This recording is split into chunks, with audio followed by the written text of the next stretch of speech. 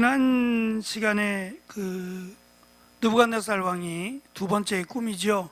꿈을 꾸게 되었고, 그 꿈을 자신의 신하들에게, 박사와 술사들에게 이야기했지만 그것을 해석해 주는 이가 없었습니다. 저는 그냥 조금 그 해석 자체를 전혀 모르진 않았을 겁니다. 다만 뭐 전쟁이 있는 것도 아니고 누가 바벨론을 위협할 수 있겠는가라고 하는 점에서 괜히 섣불리 왕이 이 나라가 멸망한다라고 하는 예언은 이래도 죽고 저래도 죽으니 말을 하지 못했을 가능성도 없지 않아 있다라고 말씀을 드렸습니다. 그럼에도 다니엘은 하나님이 주신 꿈을 그대로 해석해요. 이 해석이 얼마나 위험한 해석인지 모르지 않잖아요. 우리가 잘 아는 것처럼 그 사무엘상을 시작하면서 이 엘리 제사장의 불의함에 대해서 하나님이 어린 사무엘에게 환상 가운데 말씀하시죠. 그 어린 사무엘이 몇 살인지는 정확하게 알 수 없지만 일단 어린 사무엘의 마음속에 너무 끔찍하잖아요. 그가 죽고 그의 자녀들이 죽고 하는 이런 하나님의 예언 심판이 너무 무섭잖아요. 좋은 것도 아니고 하나님의 심판에 대한 내용을 굳이 어린 사무엘에게 주셨을까? 그냥 직접 엘리에게 말씀하시지. 또 다른 의미가 있겠죠. 직접 말씀하실 수 있어요. 그러나 하나님께서 이 일들을 통해서 하나님의 임하심, 그러니까 하나님의 말씀이 희귀하였던 때 죄악 가운데서 하나님이 역사하지 않았어요. 하나님이 떠나신 게 아니라 그들이 하나님을 떠난 겁니다. 그래서 하나님이 떠난 것이 아니라 하나님은 나이가 많던 나이가 적든지 간에 하나님을 찾고 하나님을 믿는 그 신실한 사람에게 하나님이 말씀하신다라고 하는 것을 가르쳐 주는 거죠. 그리고 비록 나이가 어리지만 사무엘에게 말씀하신 그 예언이 그대로 이루어집니다. 그것처럼 지금 다니엘을 통해서 하나님은 이 꿈을 해석하게 하셨어요.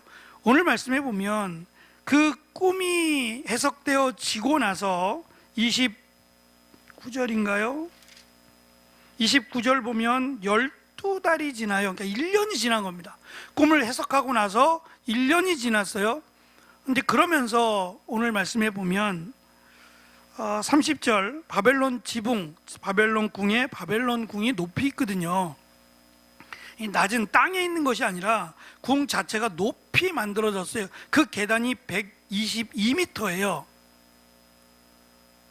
그것이 이제 직선으로 갈 수는 없죠. 계단을 직선으로 만들 수는 없을 거 아니에요. 경사가 어떻게 됐는지는 알 수 없지만 비스듬히 계단을 밟고 올라가도록 만들었어요. 그 계단의 높이가 122m예요. 그러니까 굉장히 높은 거죠. 높은 위치에서 아래를 내려다볼 수 있도록 궁을 지은 거예요. 그것뿐만이 아니라 이 공중공원이라고 하는, 제가 처음에 시작하면서 영상을 좀 잠깐 보여드린 적이 있는데 한 번 더 제가 보여드리려고 영상을 좀 받아놨어요. 좀 잘라서 필요한 부분만 제가 좀 보여드리도록 준비를 하겠습니다. 뭐 의리의리합니다. 역대 이렇게 이 지역을, 지금 바벨론, 아수르, 페르시아 똑같은 땅인데 그 땅을 이 정도까지 점령하고 다스린 왕이 없어요. 그러니까 바벨론 왕이 대단한 건 맞아요. 그 바벨론 왕 느부갓네살이 그것을 돌면서 무슨 생각했겠어요? 응? 내려다 보이는 바벨론 제국을 바라보며 또 의리의리한 도성을 바라보며 무슨 생각을 했겠냐 말이에요. 적들이 쳐들어올까 안 쳐들어올까 그거 걱정이 있겠어요? 쳐들어올 수가 없어요. 누가 바벨론을 대적할 수 있겠는가 말이에요. 그러니까 오히려 왕궁을 돌면서 스스로 역시 난 대단해, 역시 누가 나를 따를 수 있겠는가, 이런 생각을 하게 된 거예요. 30절을 보시죠. 여기 이제 작은 글씨로 써놨어요. 나하고 나라는 거를 드러내기 위해서 나 왕이 하면서 설명합니다. 30절 읽어볼게요. 시작. 나 왕이 말하여 가로되 이 큰 바벨론은 내가 능력과 권세로 건설하여 나의 도성을 삼고 이것으로 내 위엄의 영광을 나타낸 것이 아니냐 하였더니, 이런 말들을 하고 다니는 거예요. 누가 했다고요? 내가 한 거죠. 내가. 누가 나의 권위에 도전할 수 있고 누가 나의 영광을 가로챌 수 있고 온통 나밖에 없어요. 네? 자기가 이것을 읽어왔던 거예요. 거짓말은 아닙니다. 거짓말은 아니에요. 실제로 자기가 그렇게 했어요. 그리고 뭐 능력도 대단한 것 같아요. 좋은 사람들이 옆에 있었기 때문이기도 하지만 그가 세운 업적은 불가사의하다 할 정도로 어마어마합니다. 그런 바벨론을 바라보면서 자기 자신을 위로하고 자기 자신을 칭찬하죠. 요즘 이 코로나를 우리가 3년 가까이를 겪으면서 일단 뭐 하늘 문이 막혔어요. 갈 수가 없죠. 갈 수가 없다 보니까 비행기와 관련된 일을 하시는 분들이 자연스럽게 어렵겠죠. 예? 날 비행기를 뜰 수 없으니까, 나라로 갈 수 없으니까 특별한 경우를 제외하고는 정말 거의 대부분은 못 가잖아요. 누가 갈 수 있겠어요. 그러니까 그쪽 분야에서 일하시는 뭐 기업이나 직원들은 자연스럽게 다른 직장을 잡아야 돼요. 그러다 보니까 50% 이상이 이 비행기와 관련된 직업을 하던 분들이 다 나오셨어요. 그리고 나서 코로나가 이렇게 빨리 할 정도로 마무리가 되고 지금은 이제 어쨌든 많이들 이동하시잖아요. 올 여름이 또 대단할 거라고 하는데 문제는 뭐냐면 직원들이 없는 거예요. 직원들을 다 그만두게 했으니 이 일을 누가 할 거냐고요. 그래서 이것을 보복 여행이라 그래요. 말이 그런 거예요. 보복 여행이래요. 그동안 못 갔던 여행을 가는. 그래서 비행기 값이 굉장히 비싸고 또 전에 비해서 훨씬 더 비용이 많이 들어요. 그래도 좋다 이거예요. 보복 여행을 하겠다는 거예요. 그래서 막 공항에서 뭐 1시간 하루도 자기도 하고 사람이 없으니까 일을 처리를 못해서 그렇답니다. 우리는 좀 덜한 편인데 외국 같은 경우는 그게 심각한가 봐요. 생일날이 되면 자기가 자기에게 선물하시는 분들이 있어요. 이 중에도 계실지 모르겠는데 스스로를 위로하는 거예요. 잘했다. 한 1년 동안 고생했고 넌 참 괜찮아. 넌 열심히 하는. 이게 스스로 위로하면서 본인에게 본인이 선물을 주는 거예요. 그러면 한번 생각해 보세요. 내가 나에게 선물한다고 하면 뭘 하시겠어요?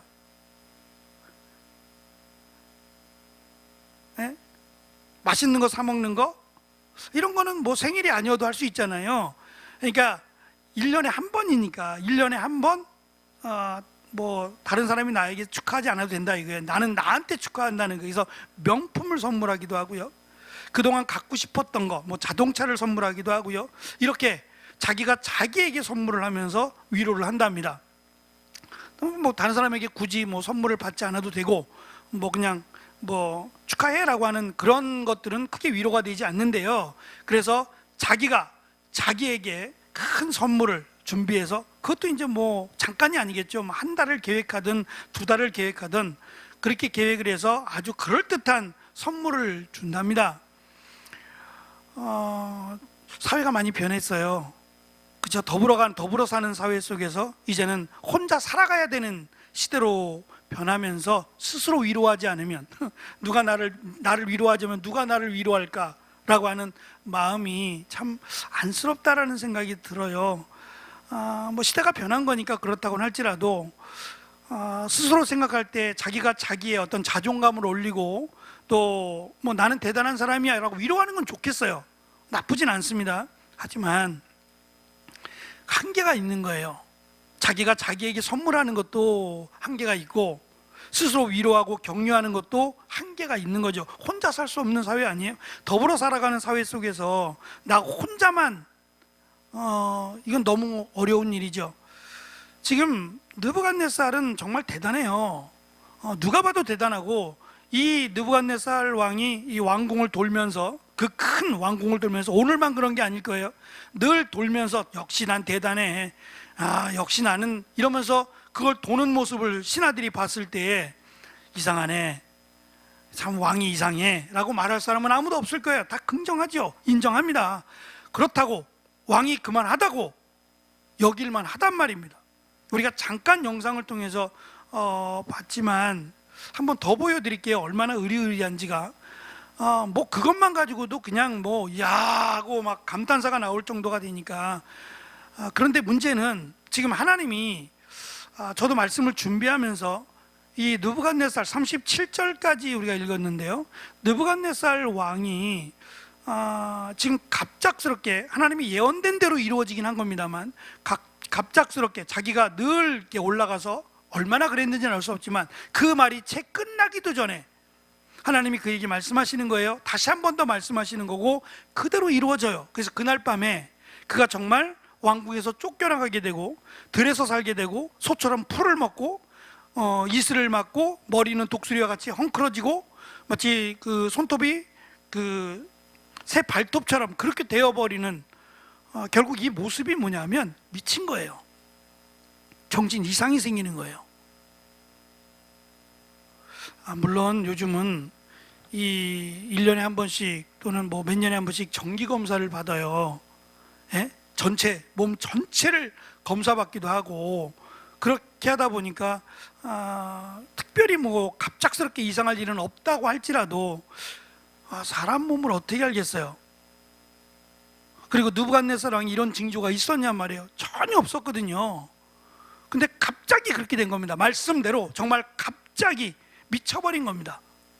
그리고 나서 7년, 일곱째라고 하는 그것이 7년이라면 그리고 나서 멀쩡해진 거예요. 사실 미쳤다라고 하는 이 미친 증상은 더하면 더하지 덜하진 않아요. 들에서 살고 혼자 사는 거잖아요. 들에서 혼자 살고 미쳐가는 사람이 정신이 돌아와요?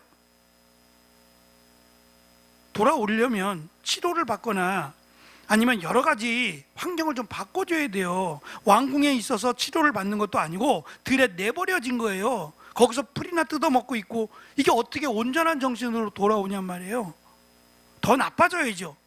근데 정말 거짓말처럼 말짱하게 돌아와요. 그리고 나서 놀랍게도 37절 마지막에 보면 마지막이 아니라 지금 34절부터 쭉 읽어보면 내가 지극히 높으신 자, 당연히 하나님이죠. 하나님께 감사하며 영생하시는 자를 찬양하고 존경하였노니 그 권세는 영원한 권세요 그 나라는 대대에 이르리로다. 쭉 가서 누가 그의 손에 금하든지 혹은 이르기를 내가 무엇을 하느냐 할 자가 없도다. 또 36절 내가 내 나라에서 다시 세움을 입고 또 지극한 위세가 내게 더하였느니라. 그러므로 지금 나 느부갓네살이 하늘의 왕을 찬양하며 칭송하며 존경하노니. 놀랍지 않으세요? 지금 34절부터 37절의 이 내용의 고백들은 누가 봐도 하나님의 살아계시고 하나님의 전능하시고 하나님의 역사하심을 찬양하고 노래하는 거예요. 감사하는 내용입니다. 그래서 그러면 진짜 이제는 느부갓네살 왕이 정말 모든 우상을 다 버리고 제대로 이렇게까지 경험을 했으니까 제대로 하나님을 섬겼느냐? 5장이에요. 우리가 읽은 4장 37절이 끝입니다. 답이 없어요. 그리고 5장으로 딱 넘어가면 그의 아들이 왕이에요. 무슨 말을 하고자 하는 거냐면 만약에 느부갓네살이 정말 하나님을 찬송하고 모든 신들은 헛것이다, 이스라엘의 하나님 그분만이 진정한 하나님이시고 온 천지를 창조하시고 주관하시는 오직 한 분 하나님이시다라고 정말 믿었다면 적어도 그의 아들은 하나님에 대한 두려움이 있어야 되는 거죠. 그런데 그게 없는 거예요. 그러면 그는 그냥 잠깐의 고백 또는 잠깐의 인정, 앞에서 다니엘이 꿈을 해석했을 때 그에게 엎드린 것과 같은 그 정도의 그냥 많은 신들 중에 특별히 나를 미치게 하고 내 정신을 돌아오게 하는 그 신. 신들은 한 가지의 능력, 그러니까 다양한 능력을 갖고 있지 않는다 그랬잖아요. 산의 신은 산의 능력이, 바다의 신은 바다의 능력이, 이런 식으로 신들은 각 영역의 능력을 가지고 있어요. 그러니까 지금 이 하나님은 지식의 하나님 또는 인간의 질병을 치유하시고 인간에게 질병을 더하시는 하나님, 그 정도로 그 정도로밖에는 우리가 생각할 수 없다는 거예요. 전혀 정말 하나님 한 분, 그렇게 이스라엘 백성들이 뭐 제대로 믿지도 않았지만 어쨌든 다니엘이나 세 친구들이 믿었던 그 하나님을 믿은 것은 아닌 것 같다라고 하는 생각이 듭니다. 1페이지 보시면 제가 중간에 빨간색으로 내가라고 하는 것에 글씨를 마킹을 빨간색으로 했습니다. 자기가 그런 것처럼 하지만 그의 고백을 통해서 보면 자기가가 아니라 하나님이 허락하셔서 이렇게 된 것으로 그런 나중에 고백을 합니다. 느부갓네살은 바벨론의 멋진 건물들을 둘러보면서 뿌듯해하고 있습니다. 실제로 고대 문헌이나 뭐 고고학적인 증거, 제가 다음 주에 보여드릴 이런 영상들을 통해서 참고해 보면 바벨론이 얼마나 정말 위대하고 강력한 왕국이었는지를 볼 수 있는데요. 특별히 122m의 층계로 된 이 언덕이나 왕비를 위해서 만들었다라고 하는 공중정원이요. 공중정원은 공중에 있는 게 아니에요. 공중에 있을 수가 없죠. 지상에서부터 꽤 높은 위치에다가 정원을 만들었어요. 그럼 문제는 뭐냐? 물이죠. 물을 끌어올려야 되는데 이 방법이 기가 막혀요. 물을 끌어올리는 방법이 기가 막혀요. 그래서 나중에 이제 보시면 이 모터를 소가 돌린다고 생각하시면 돼요. 소나 짐승들이 이 짐들을 매서 이렇게 돌리면, 짐승들이 돌면 밑에서 물이 층층이 올라와요. 이렇게 층층이 올라서 채워지는 거예요. 거기까지 계속해서. 그러니까 이 짐승들을 얼마나 많이 돌렸겠어요. 꽤 많은 짐승들을 다 돌려서 물을 바닥에서부터 바로 옆에 왕궁 옆에 있는 강에서부터, 티그리스 강이죠. 그 강에서부터 계속 물을 끌어올려서 정원을 만들 정도로 정말 놀랍습니다. 하지만 왕은 이것이 자신에게서 비롯된 게 아니라 하나님이 허락하신 것으로 알았어야 했습니다.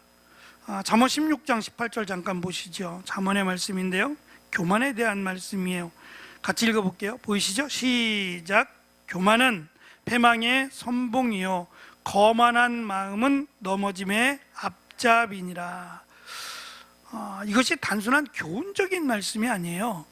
교만은 하나님이 없다예요. 원래 뜻은 하나님이 없다예요. 그러니까 하나님이 필요 없다는 거죠. 내 삶에 하나님이 필요 없다, 이것이 교만이에요. 그럼 겸손은 반대겠죠. 하나님이 없이는 살 수 없다, 이게 겸손이에요. 그러니까 우리식의 겸손이나 교만의 의미는 아닌 거예요. 하나님이 필요 없다라고 하면 그는 사망으로 가는 거예요. 그러니까 그만큼 내가 대단하다는 얘기인데 그것이 결국 망하는 것에 맨 앞에 서게 되는 선봉이라는 얘기입니다. 31절 32절은 이 말이 아직도 나 왕의 입에 있을 때 하늘의 소리가 들렸어요. 드디어 또다시 느부갓네살아 내게 말하노니 나라의 왕위가 내게서 떠났다. 내가 사람에게서 쫓겨나서 들짐승과 함께 살면서 소처럼 풀을 먹을 것이며 이와 같이 7대를 지내서 지극히 높으신 이가 사람의 나라를 다스리게 하시며 자기의 뜻대로 그것을 누구에게든지 주시는 줄을 알기까지 이르리라. 결국 이 지금 제가 사실은 조금 이렇게 구별하기 위해서 지난 시간까지 이 느부갓네살 왕의 이름을 좀 굵은 채를 썼어요. 굵은 채를 썼는데 왜냐하면 좀 이렇게 좀 사람의 이름을 확인하기 좋게 하기 위해서 그런 거예요. 그러다 보니까 그럼 다니엘도 그렇고 이름들은 다 굵은 채를 써야 될 거 아니에요. 사실은 느부갓네살이 중요한 거 아니거든요. 오히려 다니엘이 더 중요하면 중요한데 라는 생각에 제가 오늘부터는 그냥 사람의 이름이나 지명의 이름에는 그냥 밑줄을 긋기로 했어요. 다니엘의 이름이나 느부갓네살 또는 지역의 이름은 그냥 똑같은 글꼴에 밑줄을 긋자, 그 정도로 그냥 차별만 두자라는 생각으로 바꾼 겁니다. 무슨 얘기를 하고 싶으냐면 지금 이 다니엘서는 느부갓네살 여기서 끝이에요. 그 대단한 왕이 정신을 차렸잖아요. 그럼 그 다음에 뭐가 있어야 되는데 설명 없어요. 뭘 말하고자 하는 거냐면 지금 느부갓네살의 믿음을 말하는 게 아니에요. 지금 여기는 다니엘서는 느부갓네살 왕의 회심이나 느부갓네살 왕의 믿음에 관심이 없어요. 그가 그냥 이렇게 한 것뿐이에요. 이해가 되세요? 느부갓네살 왕이 주인공이 아니라고요.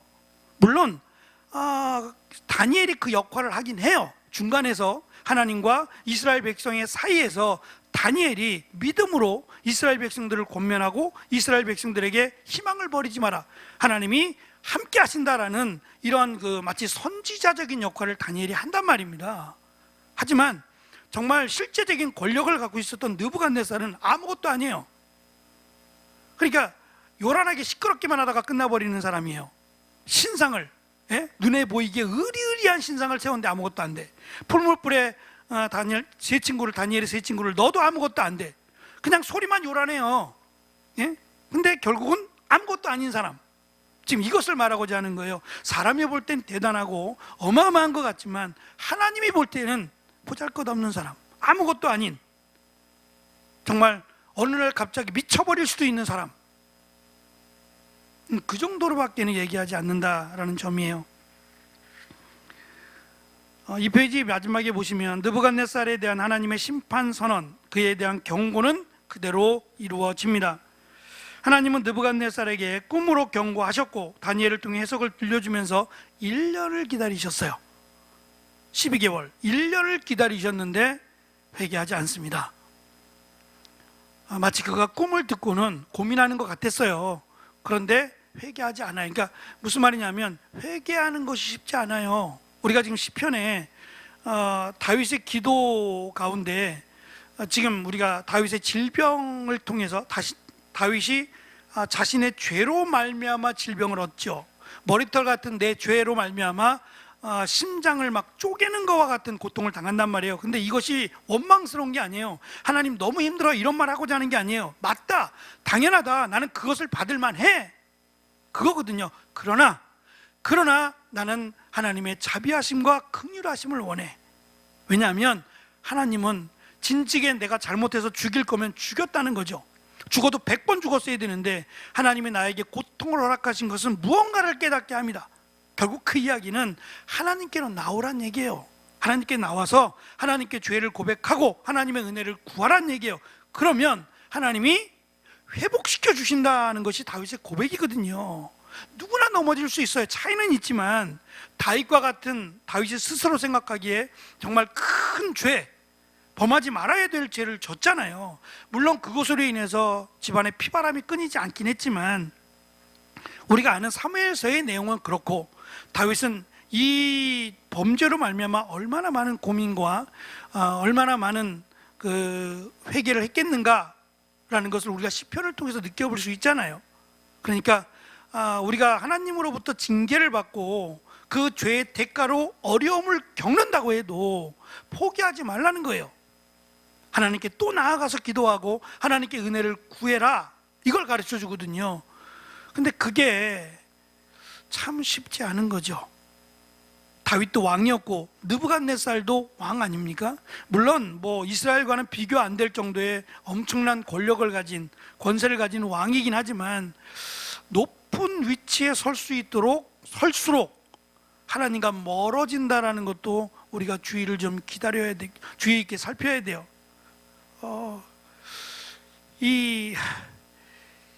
예수님께서 왜 부자는 하나님의 나라에 못 들어간다고까지 하셨을까요? 마치 낙타죠. 낙타가 바늘귀라고 하는, 들어갈 수 없는, 어떻게 그게 들어가요? 바늘귀로 들어가는 것이 더 쉽다라고 말씀하실 정도로 왜 그렇게 했냐 이거예요. 그 당시의 정황이 이 돈에 눈이 멀어버렸어요.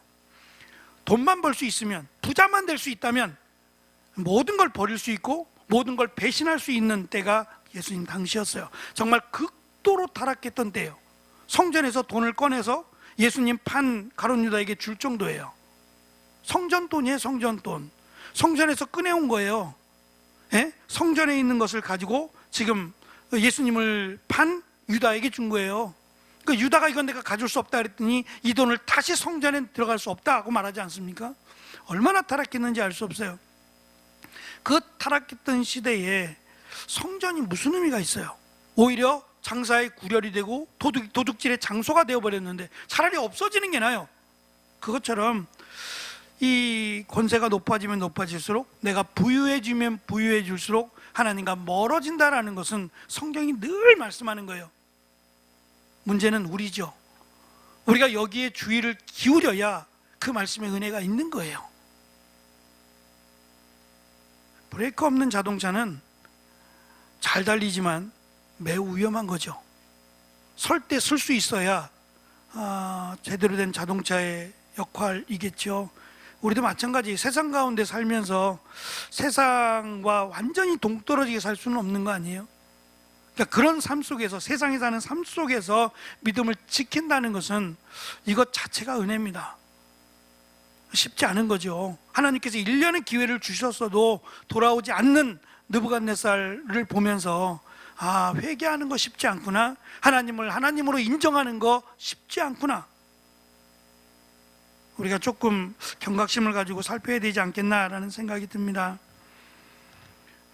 밑에 보시면 2페이지 마지막, 우리는 느부갓네살을 보면서 하나님께서는 진실로 그는 거만한 자를 비웃으시며 겸손한 자에게 은혜를 베푸신다라고 하신 잠언 3장 34절의 말씀과 하나님은 교만한 자를 대적하시되 겸손한 자들에게는 은혜를 주신다 하신 베드로전서 5장 5절의 말씀을 우리는 유념해야만 합니다. 33절은 느부갓네살이 그러니까 왕궁을 돌아다니면서 자기를 드러내고 자랑하고 그럴 때예요. 그 말이 끝나기 전에 느부갓네살에게 응합니다. 그리고 갑자기 미쳐버려요. 제가 빨간색으로 표시했는데 이것은 그가 그렇게 된 이유가 아마도 정신 이상일 것이다 라고 주장을 해요. 미쳐버린 거죠. 그래서 주위에 있는 사람들은 다 떠나가 버리고 천하를 호령하던 바벨론 왕은 미친 사람들이 머물 수밖에 없는, 이건 치료가 만약에 가능했다면 느부갓네살을 들로 보냈겠어요? 왕인데 말이에요. 치료가 필요한 증상이라면 보내겠냔 말이에요. 아니겠죠. 우리가 잘 아는 그 엘리사를 찾아왔던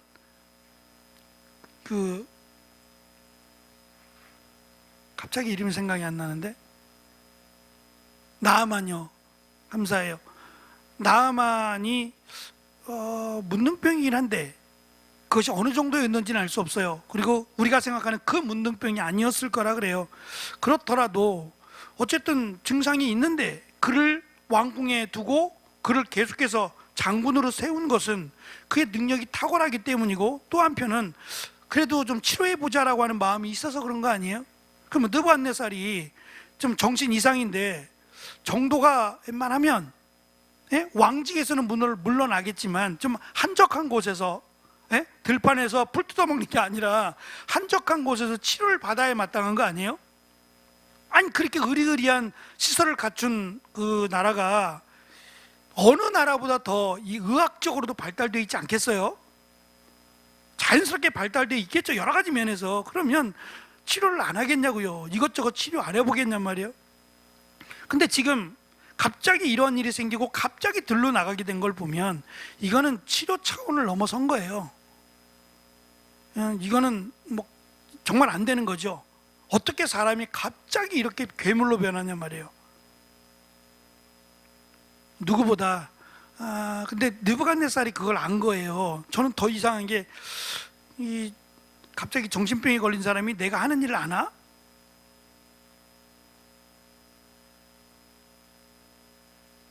마치 느부갓네살은 자기가 그 7년의 삶을 아는 것처럼 설명하잖아요. 자기를 떠난 사람들 비롯해가지고, 그러면 자기는 분명히 미쳤는데 속으로는 안다는 거예요? 그럴 가능성도 있겠다 생각이 들어요. 분명히 자기는 행동이 미친 행동을 하고 있는데 생각은 아니에요. 이건 아닌데 왜 내가 이런 행동을 하고 있지? 왜 내가 이런 말들을 하고 왜 이상한, 그렇게 느낄 수 있다는 거죠. 그래서 그는 7년 동안 무슨 일이 벌어졌고 자기가 어떻게 살았는지 그것을 누구보다 잘 아는 겁니다. 결국 그것을 통해서 예언되었던 내용이 그대로 이루어지지 않아요. 하나도 빠짐없이 다 이루어지니까 이것은 결국 다니엘이 해석한 그 다니엘의 하나님밖에는 나를 이렇게 할 자가 없다는 거예요. 누가 감히 자기를 이렇게 미쳐버리게 할 것이며 누가 이렇게 자기를 할 수 있냔 말이에요. 그 다음에 나온 내용도 더 기가 막히지만, 손가락이 나와서 글씨를 씁니다, 벽에다가. 이게 글쎄 요즘 같으면 과학적으로 그런 일이 가능하다라고 말할지 모르겠어요. 어떤 영상과학이나 이런 걸 통해서 그런 어떤 영상 기법을 통해 영화 같은 거 보면은 진짜가 아닌 건데 아시죠? 다 3D 해가지고 다 만든 거예요. 따로따로 찍어서 다 합성시킨 겁니다. 만든 거예요. 그런 게 어디 있겠어요? 총알을 피해 다니고요. 그런 게 어디 있어요?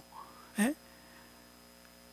마치 그것처럼 지금 느부갓네살은 그냥 미쳤다가 정신이 돌아온 정도라면 하나님을 이렇게 찬양할 수 없어요. 그렇게 단순한 게 아니란 말이죠. 그러니까 누구도 설명할 수 없고 하나님밖에 할 수 없는, 대표적인 예가 풀무에 들어갔는데 분명히 3명이 들어갔는데 4명이 보이고, 아니 극렬히 타서 그들을 데리고 갔던 군사가 타 죽을 정도인데 머리카락 하나, 옷 하나 끌리지 않았다. 이걸 도대체 어떻게 설명할 수 있냔 말이에요.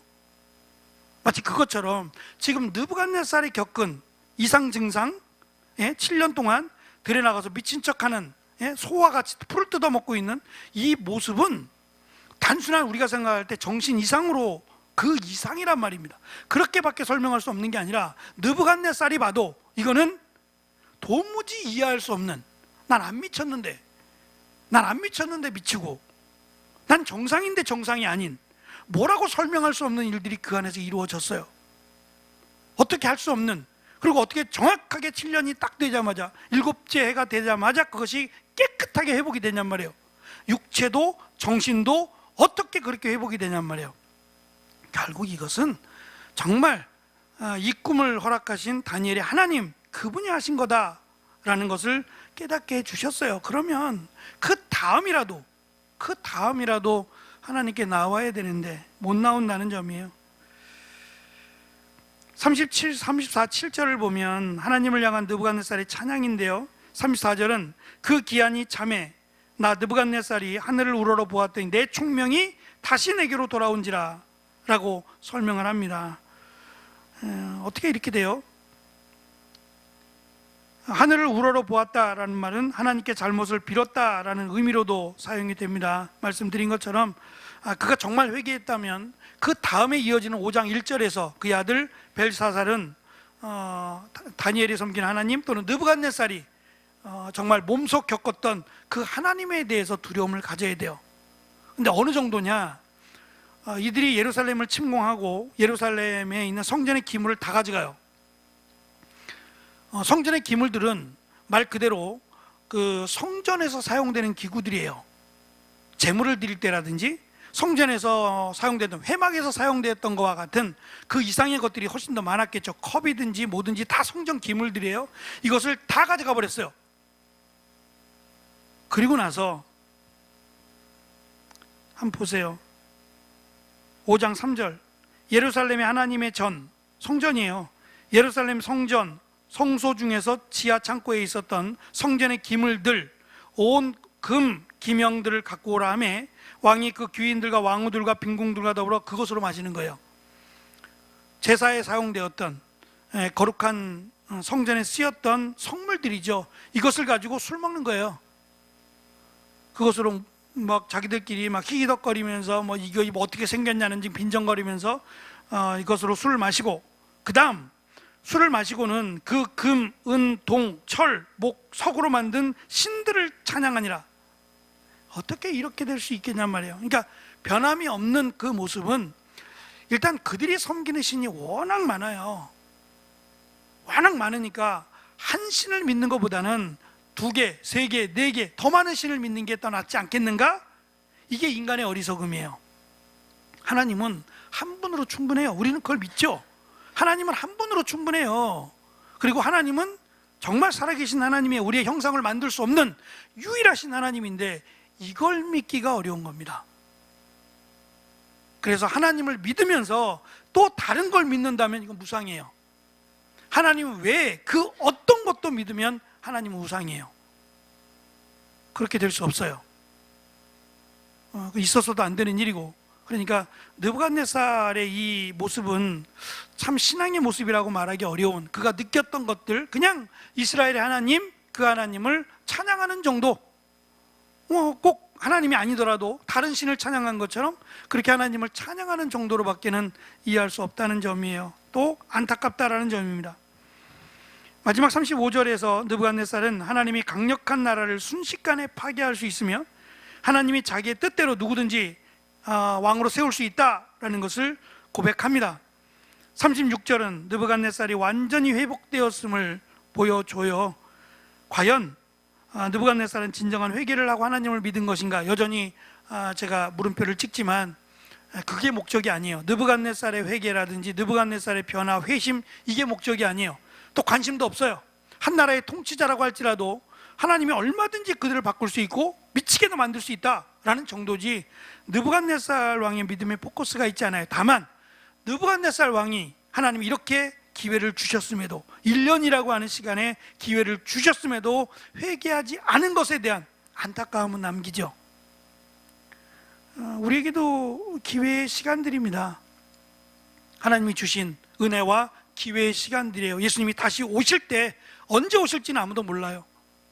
그런데 이왕이면 우리에게 주어진 삶 속에서 만약에 예수님이 주일날 오신다 그러면 꼭 교회에만 있어야 구원받는 건 아니에요.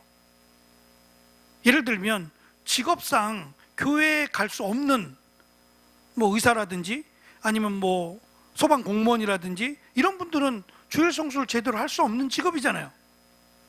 그러면 불이 나서 불 끌어가면서 어떻게 예배를 드리겠어요? 안 그러면 그걸 하지 말든가. 그죠? 나는 그래도 꼭 주일은 지켜야 돼. 그러면 그 일을 못 하는 거예요. 제 주변에도 그런 분들이 있어요. 나는 꼭 주일은 지켜야 돼 라고 해서 이 의사의 직을 다른 쪽으로 옮긴 분도 계셔요. 행정 쪽으로 본다든지 아니면 주일날 쉴 수 있는 이런 과로 옮긴다든지 그런 분도 있긴 합니다만 어쨌든 그럴 수 없는 분들도 있잖아요. 그러니까 그럴 수 없는 분들의 경우에도 우리가 교회에 없다 그래서 그때 예배를 드리지 않는다 그래서 구원을 받느냐 못 받느냐, 그렇게 따지면 교회에 나온 사람은 다 구원받느냐? 그건 또 아니잖아요.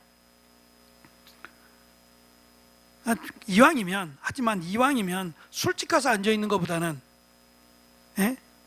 하나님께 가까이 나아간 채에 오시는 게 훨씬 좋지 않을까? 근데 이게 어느 순간 이루어지지 않아요. 신앙은 저는 어느 정도 삶이라고 생각을 해요. 갑자기 만들어지지 않는, 처음엔 참 힘들겠지만 갑자기 만들어지지 않는, 그래서 저는 그 교회의 선배들, 신앙의 선배들, 어른들을 보면 알 수 있다고 봐요. 그 어른들이 어떻게 어른들의 역할을 하느냐가 저는 그 교회의 전통이라고 생각해요. 근데 이게 쉽게 만들어지겠냔 말이에요. 꽤 시간이 오래 걸릴 겁니다. 근데 이것이 한순간에 이루어지지 않기 때문에 우리가 무던하게 하나님 앞에 가까이 가도록 더 노력하는 방법밖에 없겠다. 그리고 늘 하나님의 은혜를 사모하는 마음으로, 특별히 두근거리는 마음으로, 하나님 말씀 앞에서 두근거리는 마음으로 서야겠다라는 생각을 가져봅니다. 앞에서 저도 찬양을 하면서 이렇게 마스크는 쓰고 답답하긴 하지만 이렇게 강건이가 키가 높아요. 이 키가 높다는 얘기가 이 음폭이, 이 찬양 소리가 좀 높은 톤이죠. 우리가 따라 부르기 힘들잖아요. 강건아, 뭔 말인지 알지? 좋은데, 아주 좋은데, 한 시간 부르거나 목이 쉬어버릴 것 같은.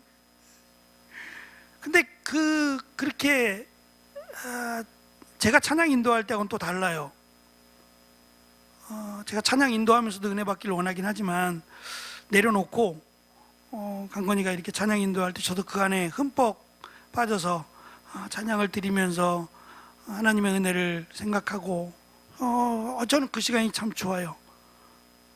그래서 솔직하게 우리 전사님들이 설교하고 저는 앉아서 들었으면 좋겠다는 생각도 솔직히 있어요.